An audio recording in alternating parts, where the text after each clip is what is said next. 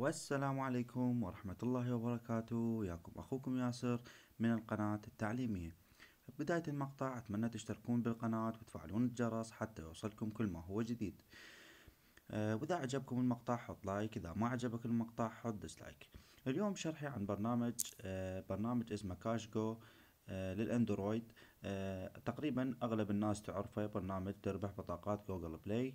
راح أشرح عن البرنامج بالتفصيل، وخليت لكم رابط تحميل البرنامج تقدرون تحملوه من الجوجل بلاي. رابط تحميل البرنامج أسفل الفيديو. بعد ما تحمل البرنامج وتنصبه لازم تدخل على إعدادات الهاتف ونحول لغة الهاتف للغة الإنجليزية.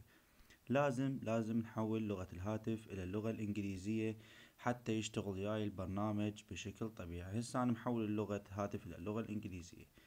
بعد ما تحولون لغة الهاتف للغة الإنجليزية تدخلون على البرنامج وننتظر يفتح. بعد ما فتحت عندي هاي الواجهة، هنا طريقة تسجيل الدخول، أما عن طريق الهاتف أو عن طريق الفيسبوك، والاثنين إنه ماشيات وما بين أي إشكال. ندخل عن طريق الفيسبوك.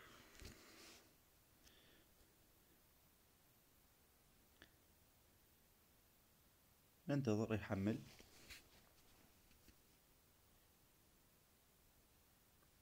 بعد ما فتحت عندي هاي الواجهة راح نطي اوكي.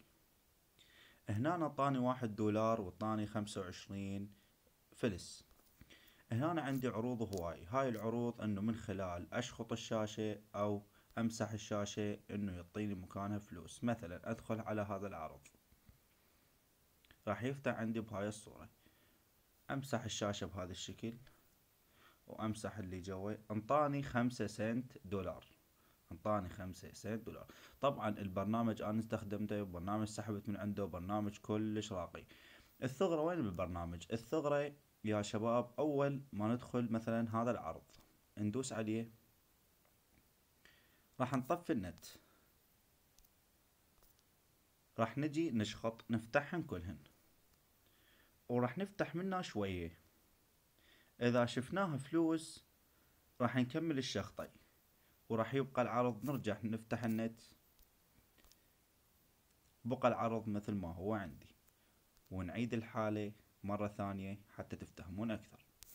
نطفي النت، نشخط الشاشة ونفتح. هنا طلع عندي فلوس أيضا، وهمينة نعيد الحالة لحد ما إنه يطلع لك $. يلا تفتح النت. مثلا ندخل مرة لخ على نفس العرض إنه ما يروح. طبعا يا شباب هاي الثغرة اني اكتشفتها وجربتها وقدرت انه اجمع من عندها، بس اني نزلت البرنامج من جديد على غير جهاز على مود اشرح لكم بالتفصيل. نطفي النت، وحتى لو تلاحظون انه مكان الطوب او مكان الاشكال دا يتغير، حتى لا تقولون انه يرجع نفس ما كان. وحتى الفلوس دا تتغير. هناك كان 1250 هسه صار 1500. انا ما اريد 1500 فاشخط الشاشة. وبهاي الثغرة تقدرون تجمعون الفلوس وبشكل سريع. اما هسه طريقة الشحن، فندوس على الفلوس، عفوا نفعل الواي فاي، ندوس على واجهة الفلوس فوق. اوكي. هنا أنا طلع عندي هواي بطاقات وهواي تقدر تشحن، يعني هواي بطاقات، بس احنا حنشرح عن جوجل بلاي.